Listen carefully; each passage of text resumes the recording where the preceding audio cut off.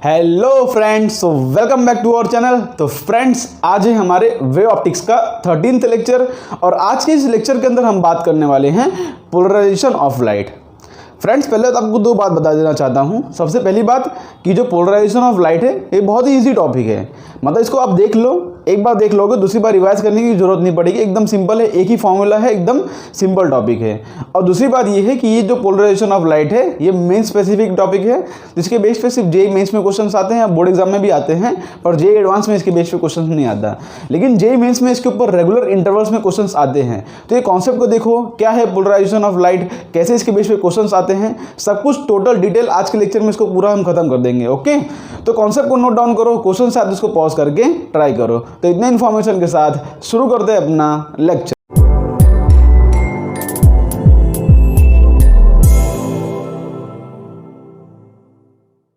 तो फ्रेंड्स, शुरू करते हैं अपना लेक्चर। सबसे पहले तो आपको बता दूं कि जो पोलराइजेशन ऑफ लाइट है इसको हम वेव ऑप्टिक्स में इसलिए पढ़ रहे हैं बिकॉज जो पोलराइजेशन ऑफ लाइट है वो लाइट के वेव नेचर को दिखाता है। हमको पता है कि लाइट का वेव नेचर जो फिनोमेना दिखाता है उसको हम स्टडी कर रहे हैं वेव ऑप्टिक्स के अंदर। जैसे इंटरफेरेंस ऑफ लाइट हमने पढ़ा, वो भी सिर्फ लाइट का वेव नेचर दिखाता है। फिर हमने पिछले लेक्चर में पढ़ा था डायफ्रैक्शन ऑफ लाइट, वो भी सिर्फ लाइट का वेव नेचर दिखाता है। और अब हम पढ़ रहे हैं पोलराइजेशन ऑफ लाइट, जो कि सिर्फ लाइट का वेव नेचर दिखाता है। इसलिए जो है इसको हम वेव ऑप्टिक्स में पढ़ रहे हैं। क्लियर है? तो ये लाइट का पार्टिकल नेचर नहीं दिखाता, वो तो क्लियर रहना चाहिए। तो फ्रेंड्स, हमको पता है कि लाइट जो होता है वो इलेक्ट्रोमैग्नेटिक वेव्स होता है। जैसे कि हमने चैप्टर नंबर 8 में बात की थी कि लाइट इलेक्ट्रोमैग्नेटिक वेव्स होता है, जिसके अंदर इलेक्ट्रिक फील्ड और मैग्नेटिक फील्ड दोनों एक दूसरे के परपेंडिकुलरली वाइब्रेट करते हैं। जैसे कि आप एनिमेशन में देखो कि इलेक्ट्रिक फील्ड और मैग्नेटिक फील्ड दोनों एक दूसरे के परपेंडिकुलर वाइब्रेट कर रहे हैं और जो डायरेक्शन ऑफ प्रोपेगेशन है वो उसके ही परपेंडिकुलर है। ठीक है, मतलब इलेक्ट्रिक फील्ड, मैग्नेटिक फील्ड और डायरेक्शन ऑफ प्रोपेगेशन तीनों एक दूसरे के म्यूचुअली परपेंडिकुलर होते हैं। और जनरली जो इलेक्ट्रोमैग्नेटिक वेव्स होती हैं वो ट्रांसवर्स वेव होती हैं। ट्रांसवर्स वेव्स क्या होता है कि भाई अगर देखो यहाँ पे इलेक्ट्रिक फील्ड मतलब परपेंडिकुलर इलेक्ट्रिक फील्ड और मैग्नेटिक फील्ड वाइब्रेट कर रही हैं, लेकिन डायरेक्शन ऑफ प्रोपेगेशन उसके परपेंडिकुलर है। मतलब इलेक्ट्रिक फील्ड जिस डायरेक्शन में वाइब्रेट कर रही है, जो डायरेक्शन ऑफ प्रोपेगेशन है उसके परपेंडिकुलर है। इस टाइप के जो वेव्स होते हैं उसको हम बोलते हैं ट्रांसवर्स वेव। एक और वेव होता है जो कि होता है लॉन्गिट्यूडनल वेव्स, जिसके अंदर क्या होता है कि इसी डायरेक्शन में वाइब्रेशन हो रहा होता है और इसी डायरेक्शन में उसका मोशन हो रहा होता है। ठीक है, ऐसे ऐसे आगे बढ़ रहा होता है, तो उसको हम बोलते हैं लॉन्गिट्यूडनल वेव्स। लेकिन अगर वाइब्रेशन ऐसे हो रहा है, जैसे कि इलेक्ट्रिक फील्ड ऐसे वाइब्रेट कर रही है लेकिन मोशन ऐसे हो रहा है, तो इस टाइप का वेव को बोलते हैं हम ट्रांसवर्स वेव। तो जो इलेक्ट्रोमैग्नेटिक वेव्स होती हैं जनरली ये ट्रांसवर्स वेव होती हैं, और जो पोलराइजेशन ऑफ लाइट है वो सिर्फ ट्रांसवर्स वेव ही दिखाता है। या तो ऐसा बोलो कि इलेक्ट्रोमैग्नेटिक वेव, या ऐसा बोलो वेव दिखाता है। ठीक है, इतनी बात आपको क्लियर रहनी चाहिए। ओके, अब एक्चुअली होता क्या है फ्रेंड्स, स्पेस से जो इलेक्ट्रिक फील्ड आती हैं, मतलब स्पेस से जो इलेक्ट्रिक फील्ड और मैग्नेटिक फील्ड आती हैं वो रैंडमली किसी भी डायरेक्शन में मतलब ओरिएंटेड होती हैं। हमको ये ध्यान रखना है कि वो डायरेक्शन ऑफ प्रोपेगेशन के परपेंडिकुलर होनी चाहिए। जैसे स्पेस से जो इलेक्ट्रिक फील्ड आ रही है किसी भी डायरेक्शन में हो सकती है। जैसे एग्जांपल दूं कि मान लो मैं एक डायरेक्शन ऐसे फिक्स कर देता हूं। ठीक है, मान लो ये डायरेक्शन ऑफ प्रोपेगेशन है मेरा, मतलब वेव इस डायरेक्शन में आगे बढ़ रही है। तो यहाँ पे अगर जो प्लेन होगा जिसके परपेंडिकुलर ये डायरेक्शन है, इसके परपेंडिकुलर है, तो इस डायरेक्शन के अंदर इलेक्ट्रिक फील्ड किसी भी डायरेक्शन में हो सकती है। ऐसे भी हो सकती है, ऐसे भी हो सकती है, ऐसे भी हो सकती है, ऐसे भी हो सकती है। बस हमको सिर्फ ये ध्यान रखना है कि वो जो है डायरेक्शन ऑफ प्रोपेगेशन के परपेंडिकुलर है।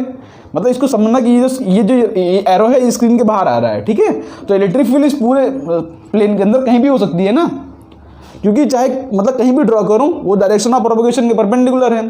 तो सिंपली जो स्पेस से जो इलेक्ट्रिक फील्ड आती है वो पर्टिकुलर किसी डायरेक्शन में नहीं होती। और बहुत सारे एक रे ऑफ लाइट के अंदर, बीम ऑफ लाइट के अंदर बहुत सारे इलेक्ट्रिक फील्ड होती हैं।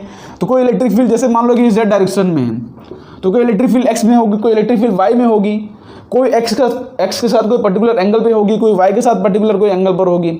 हाँ, लेकिन वो डायरेक्शन ऑफ प्रोपेगेशन के परपेंडिकुलर होंगी। तो मेरे कहने का मतलब इतना ही है कि स्पेस से जो मतलब इलेक्ट्रिक फील्ड्स आ रही हैं, जो मैग्नेटिक फील्ड आ रही हैं, वो जो है रैंडमली ओरिएंटेड होते हैं। तो इस टाइप के जो वेव्स होते हैं इसको हम बोलते हैं अनपोलराइज्ड लाइट। ठीक है, इस टाइप की जो लाइट होती है उसको हम बोलते हैं अनपोलराइज्ड लाइट। मतलब वो लाइट जो होते हैं वो रैंडमली किसी भी डायरेक्शन में होते हैं। ठीक है, तो इस टाइप के हम वेव को बोलते हैं अनपोलराइज्ड लाइट। तो सिंपली जो पोलराइजेशन ऑफ लाइट होता है ना, ये क्या करता है, लाइट को किसी एक डायरेक्शन में पोलराइज कर देता है। हम किसी एक इंस्ट्रूमेंट यूज़ करेंगे, या तो बोलो एक डिवाइस यूज़ करेंगे जिसका होता है पोलराइजर। वो क्या करता है कि जो लाइट होता है उसको पर्टिकुलर किसी एक डायरेक्शन में पोलराइज कर देता है। मतलब जितने भी रैंडमली डायरेक्शन में लाइट थे उसको पर्टिकुलर किसी एक डायरेक्शन में पोलराइज करना, उसको हम बोलते हैं पोलराइजेशन ऑफ लाइट। लाइट के रैंडम हर डायरेक्शन में जो लाइट थी उसको किसी, जैसे कि यहाँ पे लाइट हर डायरेक्शन में थी इस तरह से,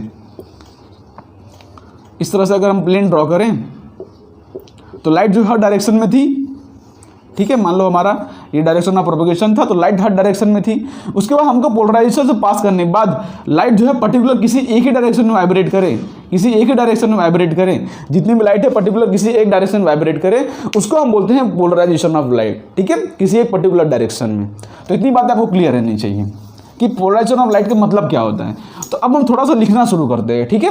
अभी हम समझेंगे कि इसका यूज़ क्या होता है, इसका यूज़ बहुत ही कमाल का है, जिसको हम समझेंगे। तो यहाँ पे लिखो हम कि light is an electromagnetic wave, light is an electromagnetic waves in which electric field and a magnetic field vibrate perpendicular to each other, ठीक है, perpendicular to each other, and direction of propagation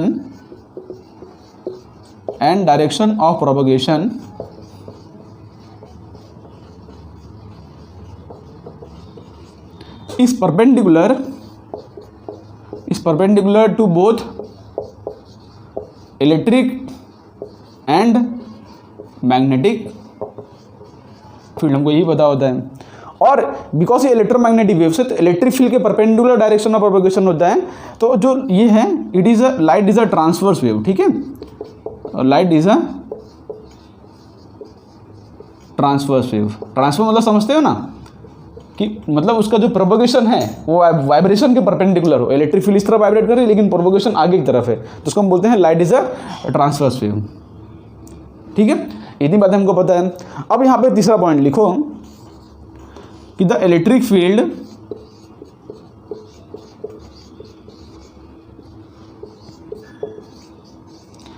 vector, the electric field vector is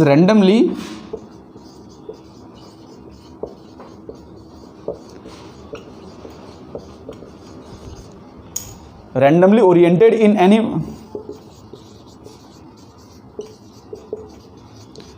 direction when coming from space, या मतलब कहीं से भी आए, when coming from, ऐसा बोल दो, फ्रॉम अ सोर्स, ठीक है। यहाँ पे क्या होता है, electric field vector is randomly oriented in any particular direction when coming from a source, बोल दो या स्पेस बोल दो, कोई भी बोल सकते हो, उसको कोई दिक्कत नहीं है। सो यहाँ पे लिखो the phenomenon of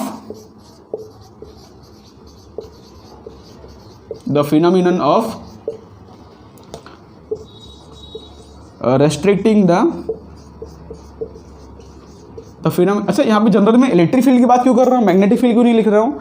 because generally जो पोलराइजेशन होता है ना, इलेक्ट्रिक और मैग्नेटिक फील्ड दोनों का होता है, लेकिन ज़्यादातर हमारे फिनोमिना जो नेचर में हो रहे हैं वो इलेक्ट्रिक फील्ड की वजह से होते हैं ना, इसलिए हम पोलराइजेशन जनरली हम इलेक्ट्रिक फील्ड की बात करते हैं, ठीक है। तो electric field vector is randomly oriented in any direction when coming from the source. The phenomenon of restricting the vibration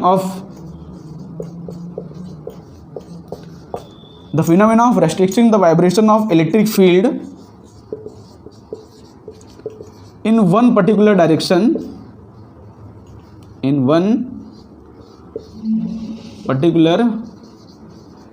direction बोल दो या प्लेन बोल दो तो भी चल जाएगा, वन पर्टिकुलर डायरेक्शन, इसको मतलब ब्रैकेट में प्लेन लिख सकते हो, इज कॉल्ड, अच्छा यहाँ पे on particular direction and perpendicular to direction of propagation and perpendicular to direction of propagation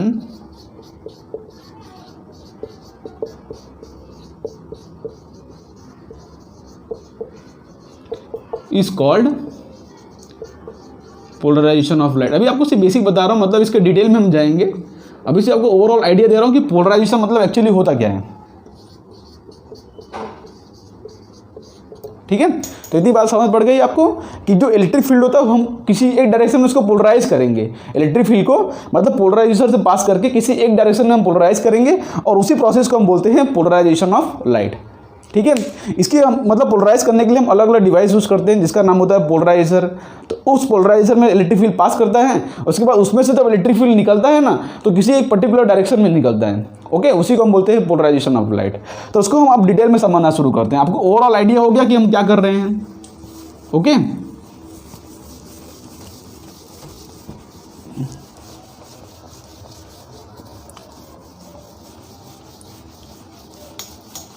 okay, तो इसी को हम डिटेल में थोड़ा समझना शुरू करते हैं। तो इसके लिए हमको सबसे पहले समझना पड़ेगा कि भाई अनपोलराइज्ड लाइट क्या होता है, पार्शियली पोलराइज्ड लाइट क्या होता है। तो लाइट होता क्या है हम समझते हैं। ठीक है, सबसे पहले हम समझते हैं कि अनपोलराइज्ड लाइट।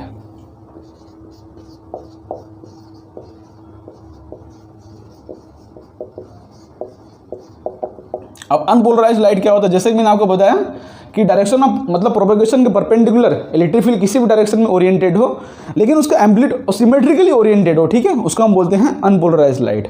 मतलब क्या होता है कि यहाँ पे अपना डायरेक्शन ऑफ प्रोपेगेशन हमने फिक्स कर दिया, तो यहाँ पर इलेक्ट्रिक फील्ड का जो प्रोपेगेशन है वो सिमेट्रिकली इस तरह से, देखो यहाँ पे, चलो उसको डेफिनेशन लिख लो पहले।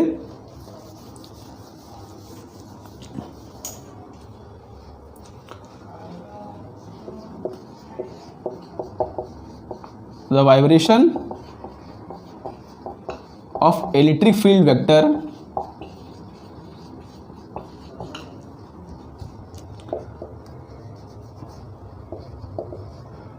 in, ठीक है, इन सिमेट्रिकली रैंडम डायरेक्शन। सिमेट्रिकली मतलब रैंडम डायरेक्शन में है, लेकिन जो हम सिमेट्रिकली इसको मान रहे हैं, मतलब कि ऐसे, मतलब कि एकदम सिमेट्रिकल है। ठीक है,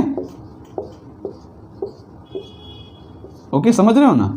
तो direction of electric field vector in symmetrically random direction. अब बोलो रैंडम में बोल रहे हो, सिमेट्रिकल बोल रहे हो। रैंडम मतलब किसी भी डायरेक्शन में, ठीक है, इस डायरेक्शन में, लेकिन वो सिमेट्रिकल हो, मतलब उसके बीच में जो समझ रहे हो, मतलब एक एक दो हम मान रहे हैं तो अलग अलग, मतलब बहुत ज़्यादा गैप ना हो। ऐसा नहीं कि यहाँ पे ऐसा है फिर यहाँ पे एक बना दिया, कि ऐसे, मतलब कि ऐसा नहीं हो कि यहाँ पे एक लाइन है, उसके बाद एक लाइन यहाँ पे है, फिर एक लाइन यहाँ पे, ऐसा रैंडमली नहीं है, सिमेट्रिकल है। ठीक है, समझ रहे हो ना। The direction of electric field vector in symmetrically random direction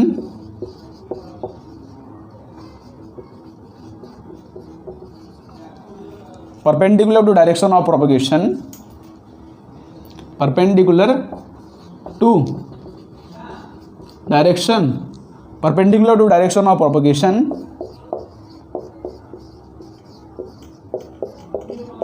is called unpolarized light, is called unpolarized light।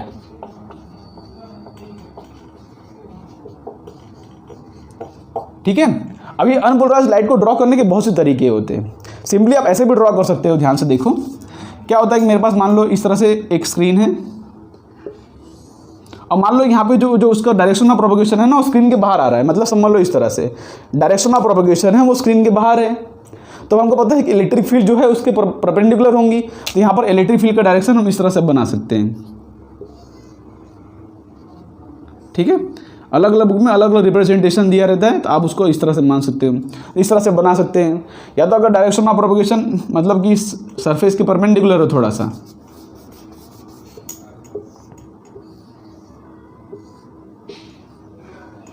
ठीक है, मान लो इस तरह से ये अपना डायरेक्शन ऑफ प्रोपगेशन है, तो इसके परपेंडिकुलर भी हम बना सकते हैं। ठीक है, इस तरह से।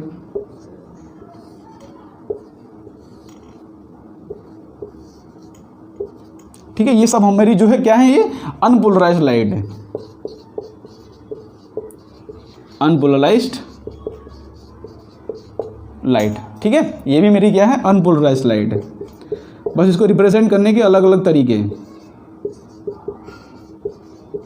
जैसे किसी किसी बुक में ऐसे भी रिप्रेजेंट किया जाता है कि मान लो ये जो अपना प्लेन है ना, इसको इस तरह से भी रिप्रेजेंट कर सकता हूँ। ध्यान से देखो कि मान लो इलेक्ट्रिक फील्ड जो है बाहर की तरफ, मतलब प्रोपगेशन बाहर की तरफ है, तो इलेक्ट्रिक फील्ड को हम जनरली सिर्फ दो डायरेक्शन में दिखा सकते हैं, एक ऐसा डायरेक्शन और एक ऐसा डायरेक्शन।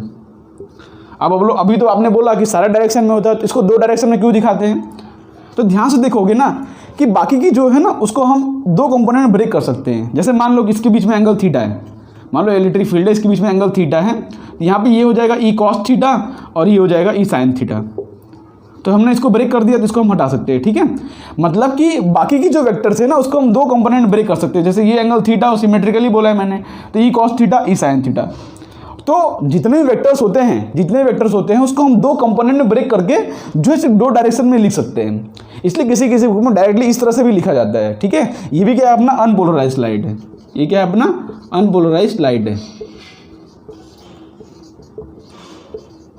मतलब कंपोनेंट में ब्रेक कर सकते हैं ना, कंपोनेंट ब्रेक कर सकते हैं किसी भी डायरेक्शन में, उसको हम कंपोनेंट में ब्रेक कर सकते हैं। ऐसे यहाँ पर रैंडमली किसी भी डायरेक्शन में वो थीटा एंगल पे हो तो ये हो जाएगा ई कॉस थीटा, ये हो जाएगा ई साइन थीटा, तो ये वेक्टर को हम निकाल सकते हैं, ठीक है। इसी E sine theta, E cos theta, E cos theta, E sine theta, ऐसे करके हम जो है दो डायरेक्शन में उसको कर सकते हैं। तो किसी किसी बुक में ऐसे भी रिप्रेजेंट किया जाता है, और या तो किसी बुक में ऐसे भी रिप्रेजेंट किया जाता है कि उन लोग बोल देते हैं कि जो देखो यहाँ पे दो डायरेक्शन रिप्रेजेंट किया है ना, मान लो ये मेरा डायरेक्शन ऑफ प्रोपगेशन है, ये मेरा डायरेक्शन ऑफ प्रोपगेशन है मान लो ये, तो क्या होगा एक डायरेक्शन ऐसे दिखा दिया कि इलेक्ट्रिक फील्ड का, और एक जो है उन्होंने डॉट से दिखा दिया कि मतलब भाई इस प्लेन में देखो ध्यान से, ये प्लेन के अंदर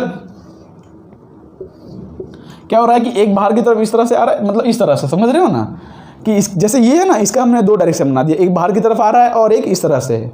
तो इस तरह से रिप्रेजेंट किया जाए तो भी आप समझ लेना कि वो क्या है, अनपोलराइज्ड लाइट है। यहाँ पे डॉट से तो दिखा रहा हूँ इलेक्ट्रिक फील्ड बाहर की तरफ आ रहा है, अनपोलराइज्ड लाइट।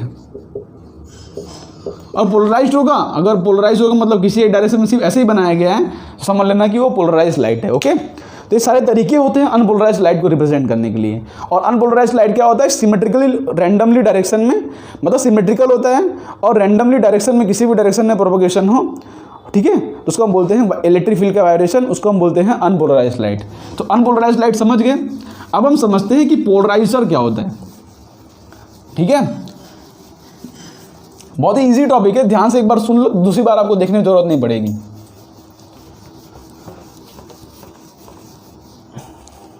अब हम समझते हैं कि पोलराइजर क्या होता है। Polariser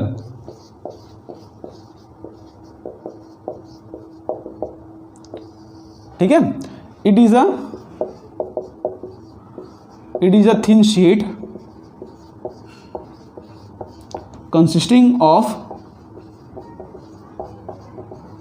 consisting of long chain molecules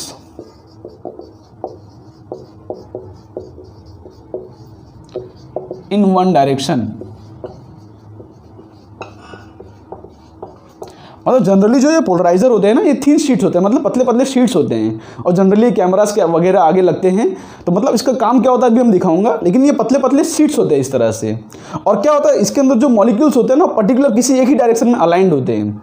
मतलब आपको नेट टाइप से दिखेगा नहीं मतलब अलाइंड है कि नहीं, लेकिन इसके अंदर होता क्या है कि इसके अंदर जो मॉलिक्यूल्स होते हैं वो पर्टिकुलर किसी एक ही डायरेक्शन में अलाइंड होंगे। जैसे इस डायरेक्शन में, इसी डायरेक्शन में अलाइंड होंगे सारे मॉलिक्यूल्स, जैसे कि आप देख सकते हो एनिमेशन के वो इमेज के अंदर, ठीक है, इस तरह से। तो किसी पर्टिकुलर एक ही डायरेक्शन में जो है वो अलाइंड होते हैं। तो ये जो थिन शीट्स होते हैं, पतले पतले थिन शीट्स होते हैं, तो पर्टिकुलर किसी एक डायरेक्शन में अलाइंड होते हैं। तो उसकी वजह से होता क्या है कि यहाँ पर जो इलेक्ट्रिक फील्ड के वाइब्रेशंस आते हैं, जैसे यहाँ पर जो इलेक्ट्रिक फील्ड के इस तरह से वाइब्रेशन आ रहा है, तो क्या है कि जो देखो इलेक्ट्रिक फील्ड का वेक्टर जो इसके डायरेक्शन ऑफ प्रोपगेशन के अंदर आ रहा है, तो उसको ये पास करने देगा, और बाकी सब जो होते हैं ना उसको वो रिजेक्ट कर देता है, ठीक है। तो यहाँ पर इस तरह से जो है हमारा लाइट आ जाता है इस तरह से।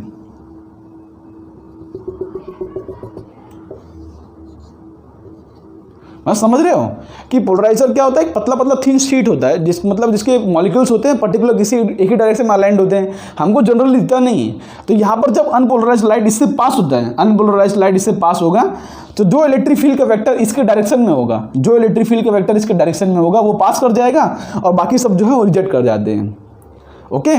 जैसे मान लो कि इस तरह से, अगर मैं मान लो कि इसका डायरेक्शन कुछ इस तरह से हो, अगर इसका डायरेक्शन इस तरह से है और यहाँ पर मैं इलेक्ट्रिक फील्ड वेक्टर बनाऊं,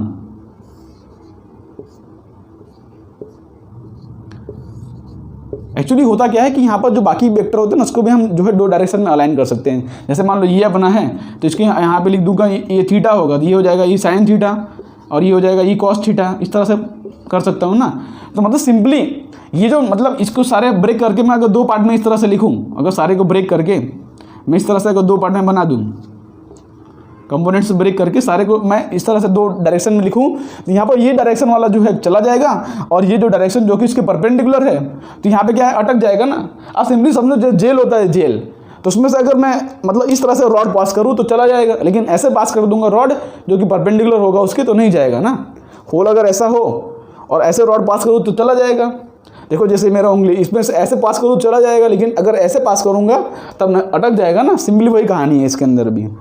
तो यहाँ पर क्या होता है कि जो अनपोलराइज लाइट होता है पोलराइजर से पास होकर पोलराइज हो जाता है, और जिस डायरेक्शन में पोलराइजर मतलब जिस डायरेक्शन में ओरिएंटेड होता है उसी डायरेक्शन में वो लाइट आती है। ओके, ये काम होता है पोलराइजर का। ओके, ये काम क्या होता है पोलराइजर का।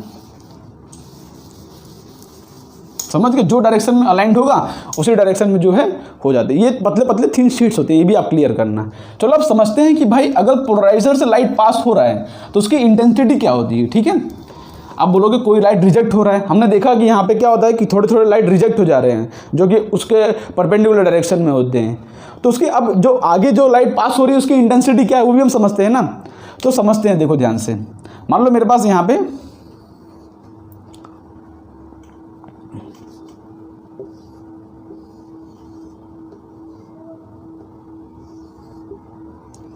ठीक है, मान लो इस तरह से मेरा पोलराइजर है।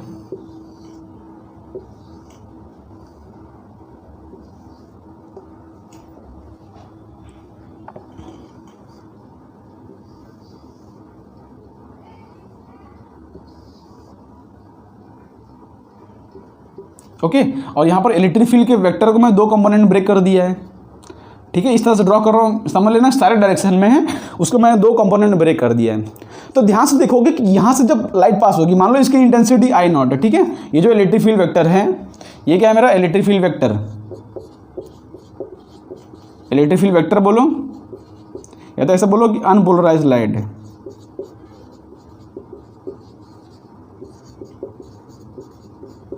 तो क्या है कि अनपोलराइज्ड लाइट जिसकी इंटेंसिटी आई हो, अगर इसके अंदर से पास हो रही है ना, तो यहाँ पे जो लाइट आ रही है, यहाँ पे जो लाइट आ रही है उसकी इंटेंसिटी जो है क्या हो जाती है आई नॉट बाई टू हो जाती है।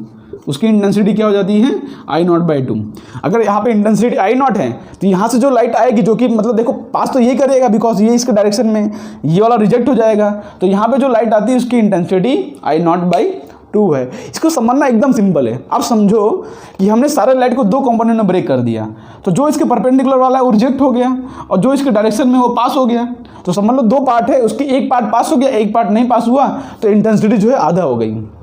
ठीक है, तो सिंपली यहां पे लिख दो कि व्हेन अनपोलराइज्ड लाइट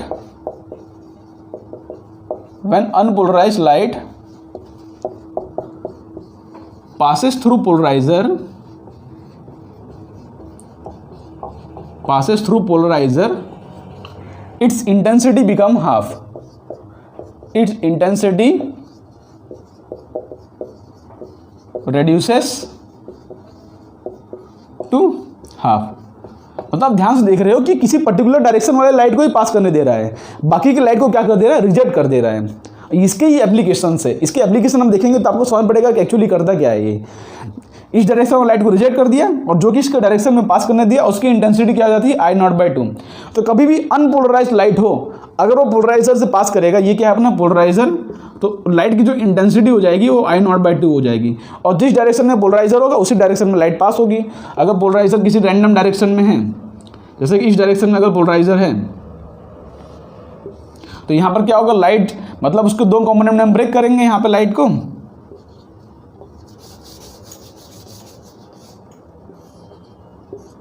हम लाइट को इस तरह से दो कंपोनेंट ब्रेक कर देंगे, जो कि एक तो इसके डायरेक्शन में होगा और एक तो इसका परपेंडिकुलर होगा। हम किसी भी लाइट को किसी भी दो डायरेक्शन में ब्रेक कर सकते हैं ना।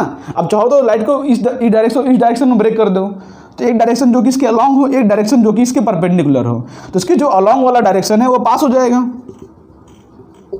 ठीक है, ये जिसके परपेंडिकुलर होगा इसके अलॉन्ग वाला ये पास हो जाएगा, मतलब यहाँ पे इस तरह से लाइट पास कर जाएगा। ओके, और मान लो इसकी इंटेंसिटी अगर आई नॉट हो तो इसकी इंटेंसिटी जो हो जाएगी वो आई नॉट बाई टू हो जाएगी। ये क्या है अपना पोलराइजर है। ओके, सिंपली इतनी कहानी है कि लाइट अगर अनपोलराइज्ड लाइट पोलराइजर से पास होगा, इंटेंसिटी इसकी घट जाएगी, आई नॉट बाई टू हो जाएगी। और उसका रीजन भी समझ लिया कि भाई एक पार्ट जा रहा है, एक पार्ट रिजेक्ट हो रहा है, मतलब आई नॉट बाई टू चला गया, आई नॉट बाई टू रिजेक्ट हो गया, ऐसा समझ लो। ओके, चलो इतनी बात हम क्लियर हो गए। अच्छा चलो थोड़ा सा आगे बढ़ते हैं अब हम।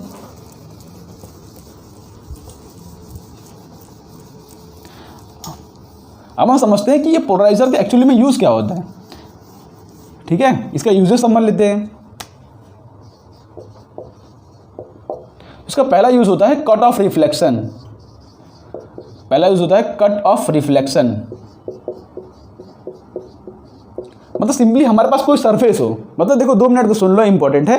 हमारे पास कोई मतलब कि ऐसा कोई इमेज हो, जैसे कि आप एनिमेशन में देखो कोई इमेज जिसको हमको बहुत ज़्यादा लाइट वाला दिख रहा है, ठीक है, बहुत ज़्यादा हमको लाइट वाला दिख रहा है और रिफ्लेक्ट कर रहा है, ठीक है, रिफ्लेक्शन हमारे आंख में घुस रही है।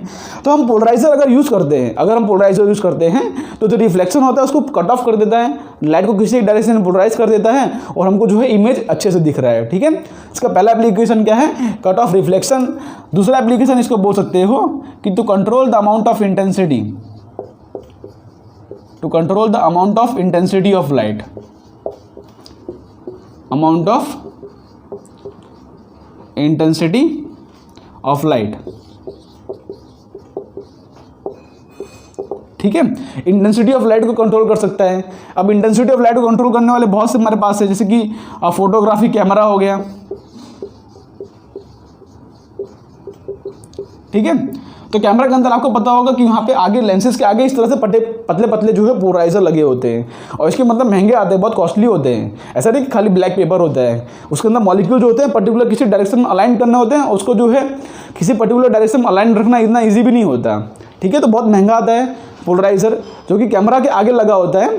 तो होता क्या है एक्चुअली कि आप देखते हो ध्यान से, कभी भी जो मतलब कैमरा यूज़ करते हैं तो उसके उन लोग सेट करते हैं कि भाई कितना मतलब कि ब्राइटनेस कितना है, ऐसा थोड़ा बहुत रात में भी हमको अच्छे से दिखे, या दिन में ज़्यादा लाइट आ रही है तो कम करता है, रात को कम लाइट आ रहा है ज़्यादा करता है।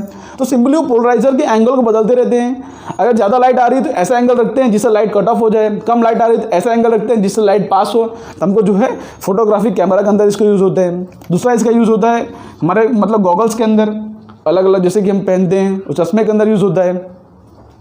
ठीक है, और इसका यूज़ होता है 3D कैमरास के अंदर, 3D मतलब 3D मूवीज़ के अंदर इसका यूज़ होता है। ठीक है, और मतलब कार के विंडो पेन्स के अंदर यूज़ होता है कि आप सामने कार आ रही है उसको लाइट आपको रिफ्लेक्ट करे तो उसमें जो है पर्टिकुलर लाइट दिखे, उसके अंदर यूज़ होता है। ठीक है, जैसे कि स्क्रीन पे आप अलग अलग इमेजेस देख सकते हो कि भाई अगर हम पोलराइजर यूज़ करते हैं तो इमेजेस के अंदर कितना फ़र्क आ जाता है। आप देखोगे पहले जो है रिफ्लेक्टेड हमको ज़्यादा ब्राइट इमेज दिख रहा था, पोलराइजर लगाने के बाद हमको क्लियर इमेज दिख रहा है। रिफ्लेक्शन को भी कंट्रोल करता है, इंटेंसिटी को भी कंट्रोल करता है। अलग अलग उसके एप्लीकेशंस हैं। 3D मूवीज़ के अंदर यूज़ होता है, विंडो पेन्स के अंदर विंडो पेन्स के अंदर यूज़ होता है, ये फोटोग्राफी कैमरास के अंदर यूज़ होता है, हमारे स्पेक्टेकल्स के अंदर यूज़ होता है। तो अलग अलग बहुत सारे एप्लीकेशन हो सकते हैं। ये हमारा पोलराइजर का एप्लीकेशन है। अब हम समझते हैं, एप्लीकेशन हमने समझ लिया, अब हम समझते हैं इसके बेस पे 2 लॉज होते हैं। बहुत ही सिंपल लॉ है, 2 मिनट समझ लो। एक लॉ है मेलस लॉ और एक है ब्रूस्टर्स लॉ। सबसे पहले हम समझते हैं मेलस लॉ। ठीक है, Malus law.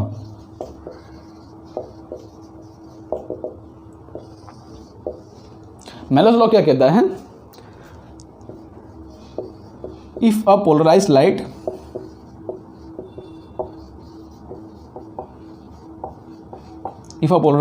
passes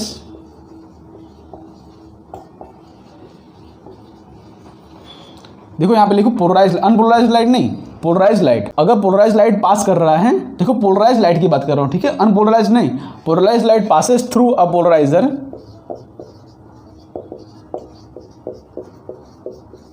kept at angle theta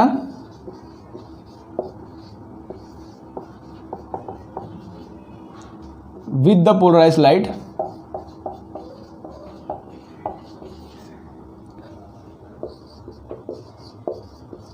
then its intensity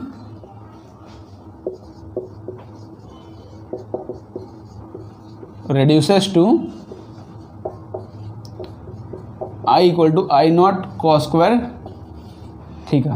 then intensity becomes, ऐसे लिख दो, intensity becomes I naught equal to I naught cos square theta. ठीक है, इनका डेफिनेशन है। सिंपली मतलब अगर हमने पोलराइज लाइट लिया, मतलब समझो कि यहाँ पर मान लो मेरे पास अनपोलराइज लाइट है। ठीक है, यहाँ पर हमने अनपोलराइज लाइट है हमारे पास। ठीक है, ये क्या है मेरा अनपोलराइज लाइट।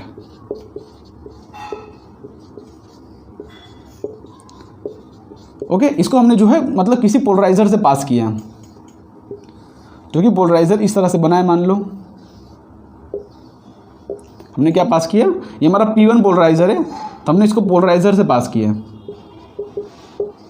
तो यहाँ पर होगा क्या कि ये लाइट होगी, ये पर्टिकुलर किसी डायरेक्शन में अलाइंड हो जाएगी, तो यहाँ पर हमको जो मिलेगा एक पोलराइज लाइट। हमको क्या मिलेगा, एक पोलराइज लाइट। ठीक है, इस तरह से हमको पोलराइज लाइट मिलेगा।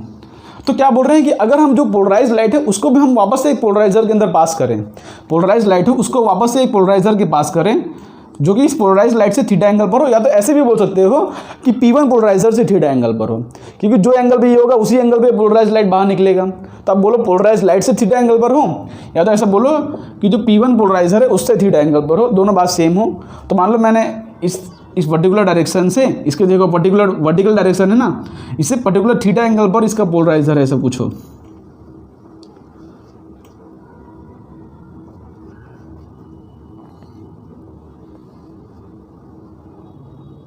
ठीक है, जो कि इससे क्या है, थीटा एंगल पर है, इससे क्या है, थीटा एंगल पर है। ठीक है, 90 डिग्री पर नहीं है, उससे पर्टिकुलर थीटा एंगल पर है, इस तरह से समझो।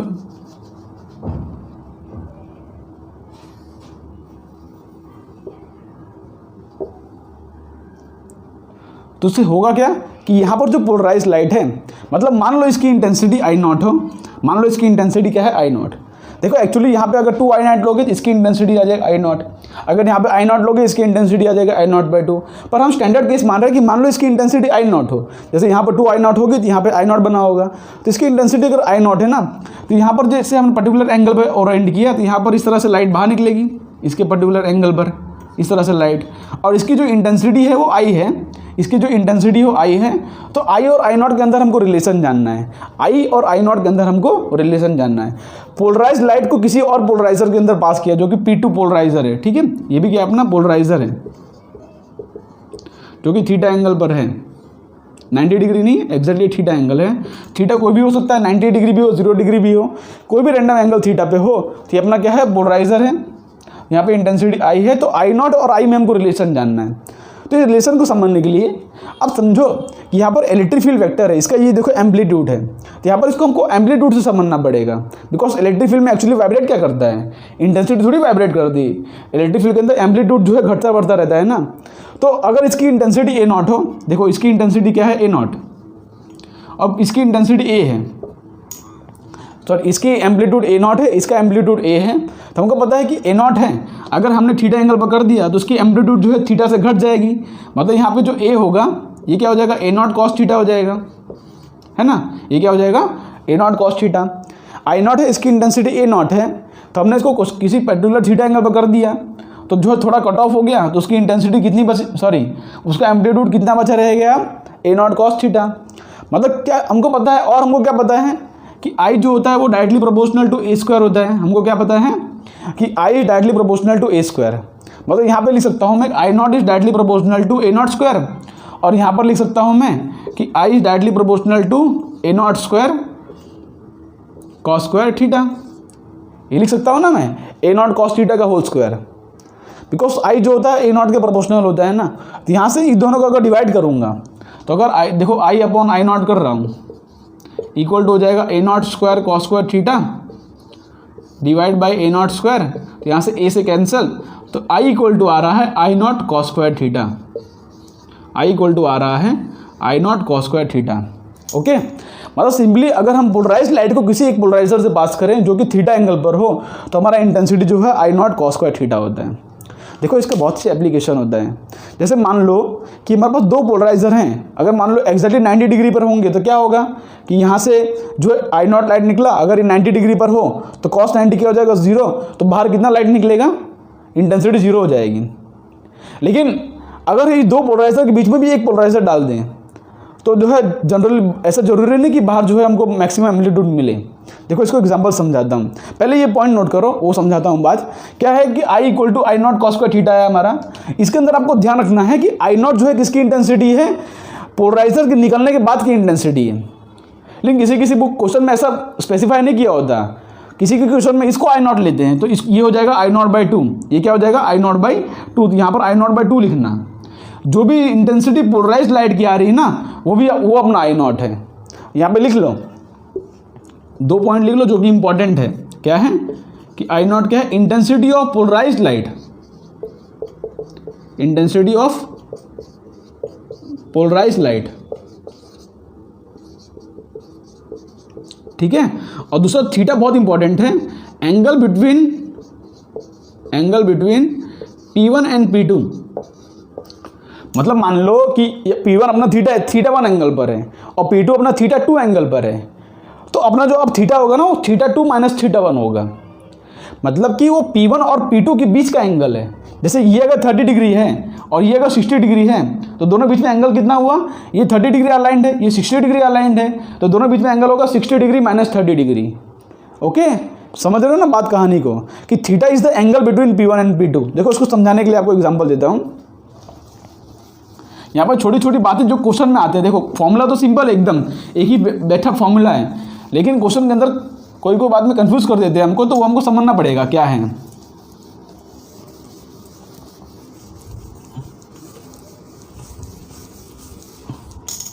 यहाँ पर देखो बात को लिखो कि हमारा जो फॉर्मूला है I equal to I naught cos square theta. यहाँ पर आई नॉट जो है intensity of polarised light, unpolarised light नहीं, इंटेंसिटी ऑफ पोलराइज्ड लाइट लिख लेना इसको अपने लैंग्वेज में, क्योंकि ऐसी छोटी छोटी बातें जो बच्चे मिस्टेक करते हैं, उन लोग क्या करते हैं पता है, अनपोलराइज्ड लाइट का इंटेंसिटी अगर आई नॉट दिया हो ना तो पोलराइज्ड लाइट की भी इंटेंसिटी आई नॉट मान लेते हैं। अगर अनपोलराइज का आई नॉट है तो पोलराइज का आई नॉट बाई 2 हो जाएगा ना, वो पोलराइजर से पास होगा तो ध्यान रखना। और थीटा इज द एंगल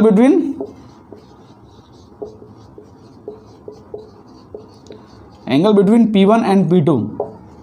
इसको समझने के लिए समझो कि मान लो मेरा P1 जो है 30 डिग्री अलाइंड है, ठीक है। मान लो ये मेरा वर्टिकल डायरेक्शन है और P1 जो है इससे 30 डिग्री अलाइंड है, ये कितना एंगल है 30 डिग्री, ठीक है। मतलब इस तरह से पोलराइजर हो, और जो हमारा P2 है ये P1 एंगल है, और जो P2 हो वो जो है इस वर्टिकल प्लेन से 60 डिग्री एंगल अलाइंड है, ठीक है। तो यहाँ पर क्या हो जाएगा, ये अपना क्या है P2, तो अपना एंगल कितना होगा, थीटा कितना होगा, थीटा होगा 30 डिग्री, क्योंकि इन दोनों बीच में एंगल कितना है, इन दोनों बीच में एंगल है 30 डिग्री का, ठीक है। ये बात अपना क्लियर रखना। ओके, जैसे मान लो अपना P1 जो है इस तरह से, अपना P1 हॉरिजॉन्टल है, ठीक है, इस तरह से, और P2 हमको इस तरह से दिया गया है। देखो अब देखो इंपॉर्टेंट क्या है कि P1 अपना इस तरह से है और P2 अपने को इस तरह से दिया गया है, ठीक है। वर्टिकल से जो है हमको जो है इस तरह से एंगल दे दिया गया है, मान लो ये एंगल हमको दे दिया है 30 डिग्री। तो क्या अब बताओ अब थीटा कितना होगा, इसके बीच में थीटा आया था 30 डिग्री, इधर थीटा कितना होगा। ध्यान से देखो, हॉरिजॉन्टल P1 अपना हॉरिजॉन्टल है, तो अपने को एंगल P1 और P2 के बीच में लेनी है, ये अपना P2 है, अपने को ये एंगल लेना पड़ेगा, ठीक है। ये क्या है 0 डिग्री, ये 30 डिग्री, तो हमको जो है ये एंगल लेना पड़ेगा, इसके अंदर थीटा आएगा अपना 60 डिग्री, ठीक है, बिकॉज ये हॉरिजॉन्टल है। और P2 हमको P1 और P2 बीच में एंगल लेना है ना, तो P1 और P2 बीच में एंगल कितना है, ये हॉरिजॉन्टल, ये इसके बीच में एंगल कितना है 60 डिग्री होगा ना, समझ रहे हो। तो कंडीशन देखना क्या दिया है आपको, उसी हिसाब से फॉर्मूला लगाना है। ओके, समझ गए। जैसे इसके बेस पे क्वेश्चन किया जाए,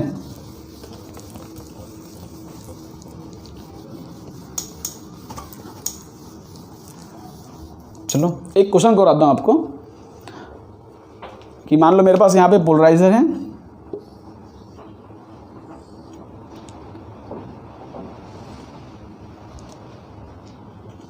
ओके, मान लो पोलराइजर है जो कि हॉरिजॉन्टल रखा गया है इस तरह से, ये परपेंडिकुलर लाइन है इसके, और ये हॉरिजॉन्टल P1 पोलराइजर है, ठीक है। और यहाँ पे जो लाइट है इसकी इंटेंसिटी I नॉट है, ओके। उसके बाद यहाँ पे दूसरा पोलराइजर रखा गया है जो कि जो है इस तरह से, ये एंगल अपना जो है 45, सॉरी ये एंगल अपना जो है 30 डिग्री है,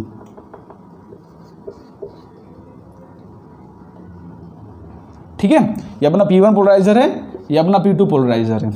तो मेरा क्वेश्चन है कि यहाँ पे जो लाइट आई होगी, यहाँ पे जो लाइट होगी जो कि 30 डिग्री एंगल पर इस तरह से रखा गया है, इसकी इंटेंसिटी क्या होगी, ठीक है, इसकी इंटेंसिटी क्या होगी। तो सबसे पहले यहाँ पे अनपोलराइज्ड लाइट की, ये अपना क्या है अनपोलराइज्ड लाइट, क्योंकि अभी ये पोलराइजर से पास नहीं हुआ है, तो अपना अनपोलराइज्ड लाइट है। तो हम करेंगे क्या, इसकी इंटेंसिटी I नॉट है, तो इसकी इंटेंसिटी क्या हो जाएगी, I नॉट बाई 2 हो जाएगी। तो यहाँ पर अब हम फॉर्मूला कैसे लिखेंगे, हम लिखेंगे I equal to, I naught की जगह पे क्या लिखोगे, I naught by 2 cos square theta. समझ रहे हो ना, क्योंकि यहाँ पर जो एंगल है वो अपना I0 है, तो यहाँ पर I0/2 है, तो अपना I0/2 आ गया है यहाँ पे। और cos स्क्वायर थीटा क्या होता है, angle between P1 and P2। तो P1 और P2 बीच में एंगल कितना है, ये देखो हॉरिजॉन्टल है, तो हॉरिजॉन्टल तो 30 डिग्री एंगल दिया है, तो यहाँ पे थीटा भी अपना हो जाएगा 30 डिग्री। ओके, देखना P1 और P2 बीच में एंगल कितना, P1 कैसे अलाइंड है और P2 कैसे अलाइंड है। तो ये कितना हो गया 30 डिग्री, तो I = हो जाएगा I0/2 cos 30 होता है √3/2 उसका स्क्वायर, तो 3/4 हो जाएगा। तो I0/2 × 3/4, यहाँ पर हो जाएगा 3I0/8। ठीक है। और दूसरी बात, क्वेश्चन में कभी कभी ऐसे ही पूछते हैं कि भाई कितना अमाउंट रिड्यूस हुआ, जैसे मान लो I0/2 हो गया, तो 50% रिड्यूस भी हो गया ना, जैसे कि I0/2 था 3I0/8 हो गया, तो कितना परसेंट रिड्यूस हो गया पूछते हैं, कितना बचा वो पूछते हैं, तो आपको देखना पड़ेगा। ओके, रिड्यूस पूछेंगे तो क्या करना, माइनस कर देना। ओके, चलो सिंपल है, ऐसे ऐसे बेसिक से क्वेश्चन आते हैं। ये अपना क्या हो गया, मेलस लॉ हो गया। ओके, तो अब हम समझते हैं अपना लास्ट कॉन्सेप्ट, जो कि होता है polarization by reflection. Polarization by reflection.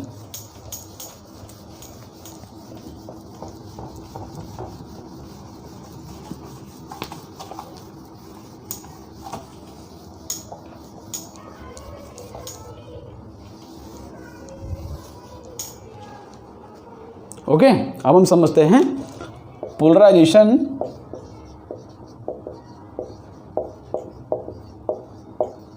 Bye reflection. ठीक है, तो पोलराइजेशन बाय रिफ्लेक्शन क्या होता है, यहां पे लिख दो कि when an unpolarised light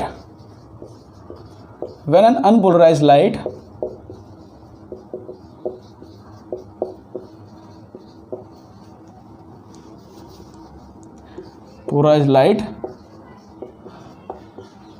strikes on the surface of a transparent medium,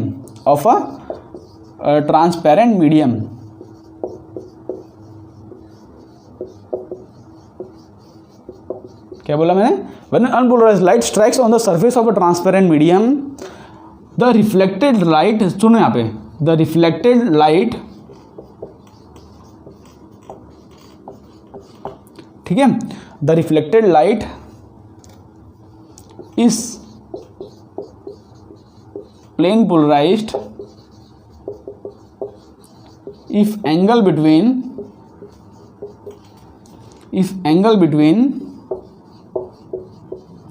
reflected and refracted ray is 90 degree.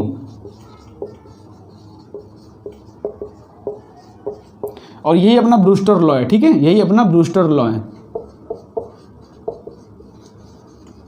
क्या बोल रहे हैं पता है कि यहाँ पर होता क्या है कि अगर अनपोलराइज्ड लाइट किसी, देखो यहाँ पे सरफेस, मान लो कि मेरा कोई सरफेस है यहाँ पे, ठीक है, मान लो इसका रिफ्रैक्टिव इंडेक्स म्यू है, कोई मीडियम है, और यहाँ पे अपना एयर है। तो यहाँ पे सरफेस अगर अनपोलराइज्ड लाइट आ रहा है, उसको ड्रॉ करने का तरीका क्या है, एक डायरेक्शन इस तरह से और एक मैं डॉट से रिप्रेजेंट कर रहा हूँ। ठीक है, इस तरह से भी हम रिप्रेजेंट कर सकते हैं अनपोलराइज्ड लाइट को, तो मैं यहाँ पे इस तरह से रिप्रेजेंट कर रहा हूँ।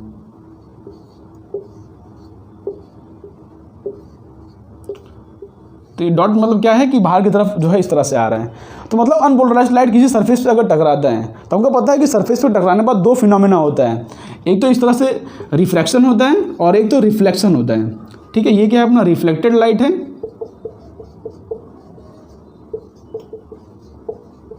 और ये अपना रिफ्रैक्टेड लाइट।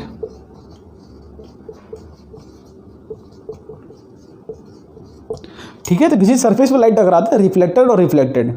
तो ब्रूस्टर्स लॉ ने देखा, उन्होंने क्या देखा कि यहाँ पर मैं अलग अलग देखो एंगल ऑफ इंसिडेंस ले रहा हूँ। यहाँ पर ऐसे लिख दो, व्हेन अनपोलराइज्ड लाइट, ठीक है, यहाँ पर ब्रूस्टर्स लॉ क्या कहता है, अनपोलराइज्ड लाइट होगा उसका एंगल ऑफ इंसिडेंस। यहाँ उन्होंने क्या किया पता, चेक किया, उन्होंने अलग अलग एंगल ऑफ इंसिडेंस रखा और किसी एक पर्टिकुलर एंगल ऑफ इंसिडेंस पे, ऐसा बोलो किसी एक पर्टिकुलर एंगल ऑफ इंसिडेंस पे रिफ्लेक्टेड रे और रिफ्लेक्टेड रे क्या हो गए, 90 डिग्री हो गए। तो उस समय क्या हुआ, जब रिफ्लेक्टेड रे और रिफ्लेक्टेड रे 90 डिग्री हो गए ना, तब यहाँ पे जो रिफ्लेक्टेड रे है ना, ये प्लेन पोलराइज्ड हो गया, मतलब किसी एक डायरेक्शन में पोलराइज हो गया, इस तरह से किसी एक डायरेक्शन में पोलराइज हो गया। रिफ्रैक्टेड रे का क्या है, ये पार्शियली पोलराइज हो जाता है, पार्शियली मतलब पूरा पूरा नहीं होता, ये कुछ कुछ हो जाता है, पार्शियली पोलराइज्ड। मतलब अगर रिफ्लेक्टेड रे और रिफ्रैक्टेड रे के बीच में एंगल 90 डिग्री है तो यहाँ पे जो रिफ्लेक्टेड रे है ये प्लेन पोलराइज हो जाता है और ये जो है पार्शियली पोलराइज रहता है। मतलब कुछ कुछ ऐसे भी जाएंगे, कुछ ऐसे भी जा रहे हैं, कुछ ऐसे भी जा रहे हैं, यहाँ पे कुछ भी हो सकता है। ठीक है, ये क्या है, पार्शियली पोलराइज हो रहा है। देखो ये एक भी, ये पूरा अनपोलराइज्ड है, यहाँ पे कुछ कुछ एक ही डायरेक्शन में पोलराइज हो रहे हैं तो पार्शियली पोलराइज बोल रहे हैं। लेकिन ये जो रिफ्लेक्टेड रे है ये क्या बन गया, प्लेन पोलराइज लाइट, मतलब कि जो है परफेक्टली पोलराइज हो गया है। ठीक है, और उसके बीच में जो हमारा एंगल ऑफ इंसिडेंस आता है ना, ये हमारा एंगल ऑफ इंसिडेंस, इसको हम बोलते हैं polarisation of angle. Angle of incidence क्या बोलते हैं, पोलराइजेशन एंगल।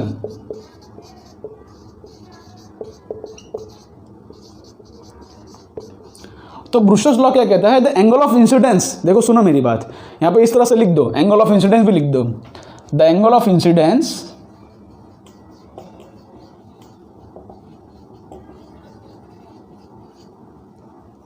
फॉर विच, यहाँ पे ऐसे लिख दो, फॉर विच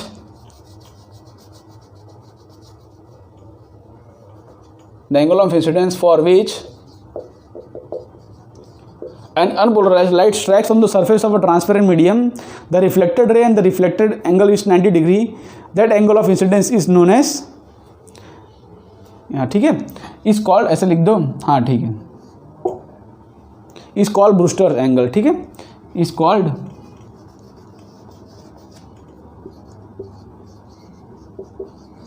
पोलराइजेशन एंगल बोल दो या तो ब्रूस्टर एंगल बोल दो। बस सिंपली आपको समझना कि यहाँ से जो रे ऑफ लाइट आ रही है ना, तो ऐसा पर्टिकुलर एंगल ऑफ इंसिडेंस जिससे क्या है कि रिफ्लेक्टेड रे और रिफ्लेक्टेड रे दोनों 90 डिग्री एंगल बना लें, तो वो जो एंगल ऑफ इंसिडेंस है उसको हम बोलते हैं ब्रूस्टर्स एंगल। वही हमारा होता है पोलराइजेशन ऑफ एंगल। तो किसी ट्रांसपेरेंट सरफेस पर रे ऑफ लाइट टकराता है ना, तो उसमें रिफ्लेक्शन और रिफ्रैक्शन दोनों फिनोमेना होता है। रिफ्रैक्शन पार्शियली पोलराइज हो जाता है और रिफ्लेक्शन में ray of light plane polarise हो जाता है। अगर एंगल 90 डिग्री है, अगर एंगल 90 डिग्री नहीं होगा तो जो है पार्शियली पोलराइज हो जाएगा। मतलब कि डिपेंड करेगा कि एंगल ऑफ इंसिडेंस कितना है। तो यहाँ पे देखो पॉइंट लिखो, अब इसको हटा दो।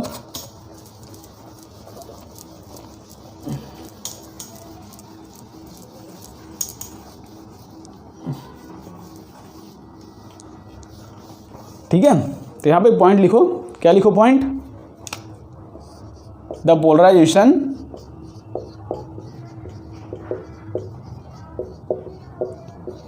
Depends on angle of incidence. Angle of incidence depend करेगा कितना पोलराइज हो रहा है। ठीक है, तो एंगल ऑफ इंसिडेंस अगर ब्रूस्टर्स एंगल के बराबर हो गया, जिससे रिफ्लेक्टेड रे और रिफ्रैक्टेड 90 डिग्री है, तो वो एंगल जो होगा हमारा वो ब्रूस्टर्स एंगल कहलाएगा। उसमें ray of light plane polarise हो जाएगी। ठीक है, तो मान के चलते हैं वो जो ब्रूस्टर्स एंगल है वो IP है। इस पर क्या हो रहा है कि ये हमारा रिफ्लेक्टेड रे है और ये मेरा रिफ्रैक्टेड रे है, दोनों बीच में एंगल कितना हो गया, 90 डिग्री। ओके, ये अपना रिफ्रैक्शन है। ठीक है, रिफ्रैक्टेड एंगल है। तो होगा क्या, ध्यान से देखोगे कि ये तो 90 डिग्री हो गया अपना, तो ये अपना IP होगा, ये अपना हो जाएगा 90 माइनस IP, और ये पूरा 90 है ही, तो ये कितना होगा बताओ ध्यान से। अगर 90 माइनस IP है और ये 90 है, ये कितना होगा मेरा, देखो ये अपना क्या है, IP है, ये अपना क्या हो जाएगा, सॉरी ये अपना IP है, सॉरी, तो ये भी अपना हो जाएगा IP, बिकॉज ये क्या है, रिफ्लेक्टेड एंगल है ना। ये अपना IP है, ये भी अपना IP हो जाएगा। ये अपना IP है, ये 90 है, तो यहाँ पे ये जो एंगल हो जाएगा अपना, ये 90 माइनस IP हो जाएगा। ठीक है, क्योंकि देखो टोटल एंगल 180 होना चाहिए, तो 90 minus IP plus 90 plus IP करोगे तो अपना टोटल 180 डिग्री आ जाएगा। ठीक है, तो यहाँ पे ये एंगल अपना हो जाएगा 90 माइनस IP। तो उसको हम कैलकुलेट कर सकते हैं। मान लो इसका रिफ्रैक्टिव इंडेक्स म्यू है, तो यहाँ पर स्नेल्स लॉ लगाता हूँ। तो यूजिंग स्नेल्स लॉ में क्या लिख सकता हूँ मैं, क्या लिख सकता हूँ, देखो ध्यान से कि 1 इंटू, मान लो ये एयर है अपना, तो 1 into sine IP is equal to mu into sine R, और R की वैल्यू क्या है, 90 माइनस IP, तो यहाँ पे हो जाएगा sine IP is equal to mu into sine 90 minus IP। अब साइन 90 माइनस थीटा होता है कॉस थीटा, तो यहाँ पे हो जाएगा sine IP equal to mu into cos IP, और sine theta upon cos theta हो जाता है tan IP equal to mu तो यहाँ पे आई पी इक्वल टू आ रहा है tan इनवर्स ऑफ म्यू, और यही है अपना क्या, ब्रूस्टर्स लॉ। यही अपना क्या, ब्रूस्टर्स लॉ।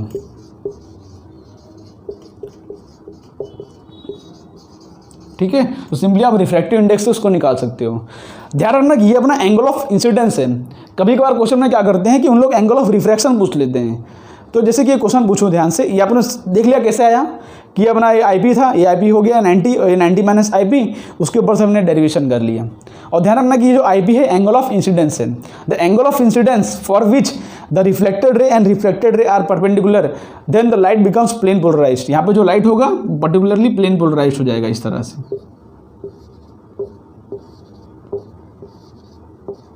ठीक है, जैसे आपको क्वेश्चन पूछा जाए कि यहाँ पे मान लो म्यू इक्वल टू √3 है, और आपको पूछा जाए कि एंगल ऑफ रिफ्रैक्शन निकालो।